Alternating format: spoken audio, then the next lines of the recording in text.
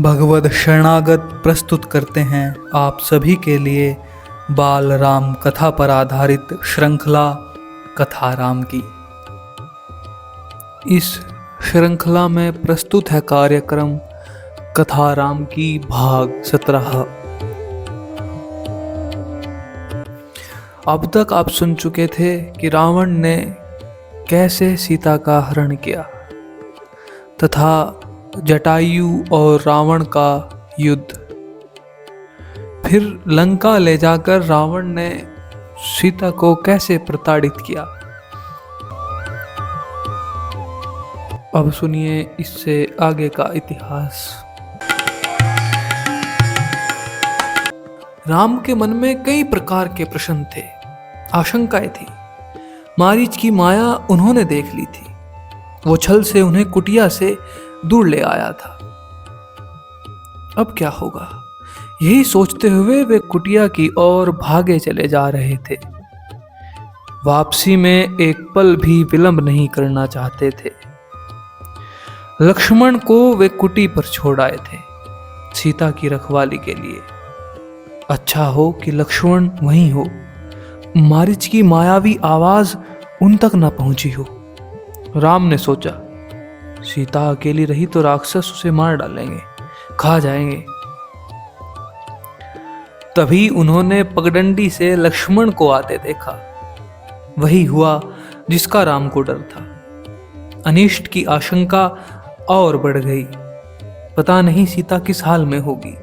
राक्षसों ने उन्हें मार डाला होगा, उठा ले गए होंगे। अकेली सीता दुष्ट राक्षसों के सामने क्या कर पाई होगी। कुटी छोड़कर आने पर वो लक्ष्मण से क्रुद्ध थे। उन्होंने क्रोध पर नियंत्रण रखा। लक्ष्मण का बायां हाथ जोर से पकड़ लिया। डर ने दोनों भाइयों को घेर लिया था। देवी सीता ने मुझे विवश कर दिया भ्राते। उनके कटु वचन में सहन नहीं कर पाया। कटाक्ष और उल्हाना नहीं सुन सका। मैं जानता था कि आप सकुशल होंगे। आपकी सुरक्षा को लेकर मन में कोई संदेह नहीं था। तब भी मुझे कुटिया छोड़कर आना पड़ा। लक्ष्मण ने कहा, ये तुमने अच्छा नहीं किया। तुम्हें मेरी आज्ञा का उल्लंघन नहीं करना चाहिए था। अब जल्दी चलो, मेरा मन चिंतित है। सीता न जाने किस हाल में होगी, कैसी होगी। मायावी राक्षसों का कोई ठिकाना नहीं। राम ने चलने की गति और बढ़ा दी।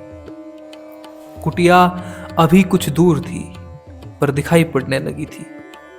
राम ने वहीं से पुकारा, सीते तुम कहां हो। जैसे कि उन्हें पता चल गया हो कि सीता आश्रम में नहीं है। कुटिया मौन रही। वहां से कोई उत्तर नहीं मिला। राम की बेचैनी बढ़ गई। उनकी एक आवाज पर कहीं से भी उपस्थित हो जाने वाली सीता वहां नहीं थी। अनुपस्थिति बोलती कैसे। राम की आवाज पेड़ों से टकराकर हवा में विलीन हो गई, कुटिया के शून्य में समा गई। राम पुकारते रहे। उत्तर में उन्हें हर बार सन्नाटा ही मिला। चुप्पी हर ओर थी। हर दिन हवा में झूलने वाले पत्ते शांत थे। लताएं गुमसुम पड़ी हुई थी। चिड़ियों की चहक लुप्त थी। कुटिया के निकट घूमने वाले पशु पक्षी चुप खड़े थे, सब स्तब्ध।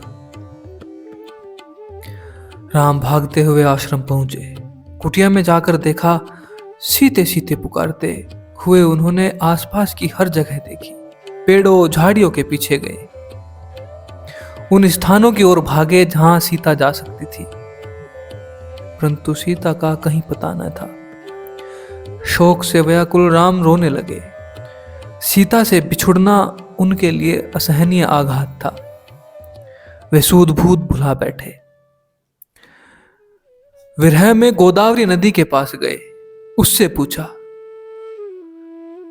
माते तुमने सीता को कहीं देखा है। नदी ने कोई उत्तर नहीं दिया। वे पंचवटी के एक एक वृक्ष के पास गए। सबसे पूछा, कोई सीता का पता बता दे। हाथी के पास गए। शेर से पूछा, फूलों के पास गए। चट्टानों पत्थरों से प्रश्न किया। शोक संतप्त राम भूल गए कि चट्टानें नहीं बोलती, पेड़ पौधे बात नहीं करते, उनकी भाषा मौन है, उनके उत्तर भी मौन ही है। राम की मानसिक स्थिति विक्षिप्त जैसी थी।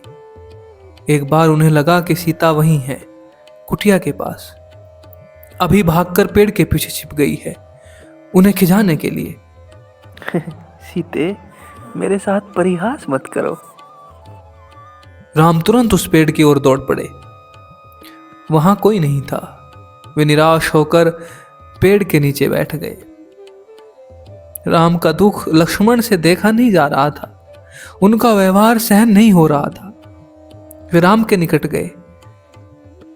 विलाप करते राम ने कहा, मैं सीता के बिना नहीं रह सकता।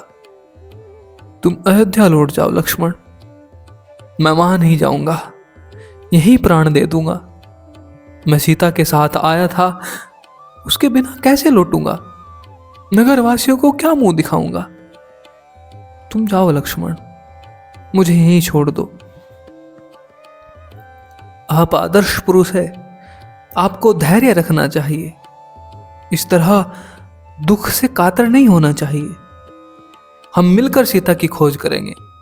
वे जहां भी होंगी हम उन्हें ढूंढ निकालेंगे। सीता हमारी प्रतीक्षा कर रही होगी।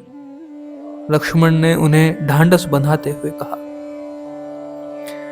राम शांत हुए, पर थोड़ी ही देर में हा प्रिय कहते हुए पुनः विलाप करने लगे।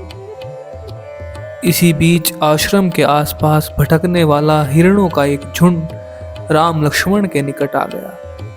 राम को लगा कि हिरण सीता के बारे में जानते हैं, उन्हें कुछ बताना चाहते हैं।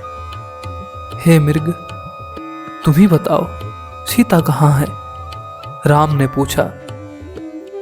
हिरणों ने सिर उठाकर आसमान की ओर देखा और दक्षिण दिशा की ओर भाग गए।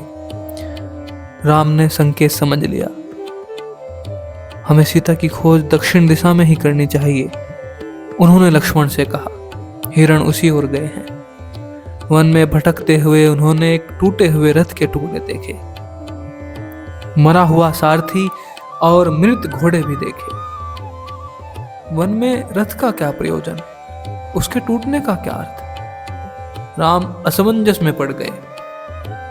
लगता है थोड़ी देर पहले यहां संघर्ष हुआ है, लक्ष्मण ने कहा। यह पुष्पमाला वही है जिसे सीता ने वेणी में गूंथ रखा था। यह पुष्पमाला वही है जिसे सीता ने वेणी में गूंथ रखा था। निश्चित तौर पर सीता राक्षसों के चंगुल में फंस गई। ये माला संघर्ष के दौरान वेणी से टूटकर गिरी होगी। पर रथ कैसे टूटा? राम सोचने लगे। सीता के संघर्ष से यह नहीं टूट सकता। अवश्य किसी ने राक्षसों को चुनौती दी होगी, उनसे युद्ध किया होगा। वहां से थोड़ी दूर राम ने पक्षीराज जटायु को देखा, पंख कटे हुए, लहूलुहान, अंतिम सांसें गिनते हुए। हे राजकुमार, सीता को रावण उठा ले गया है, मेरे पंख उसी ने काट दिए। सीता का विलाप सुनकर मैंने रावण को चुनौती दी, उसका रथ तोड़ दिया, सारथी और घोड़ों को मार डाला, स्वयं रावण को घायल कर दिया, पर मैं सीता को नहीं बचा सका। रावण उन्हें लेकर दक्षिण पश्चिम दिशा की ओर उड़ गया। कहते कहते जटायु ने प्राण त्याग दिए। राम ने आगे बढ़ने से पहले जटायु की अंतिम क्रिया की। वे सोचते रहे, पछताते रहे। यह कैसा विधान है? मैं तो कष्ट में हूं ही, मेरी सहायता करने वालों को भी इतना कष्ट। राम की आंखें नम हो गई। उन्होंने जटायु को अंतिम बार प्रणाम किया। नमस्ते जी। कथा राम की में यह था भाग 17। इससे आगे के भाग सुनने के लिए आप चैनल को सब्सक्राइब कर सकते हो, वीडियो को शेयर कर सकते हो। धन्यवाद।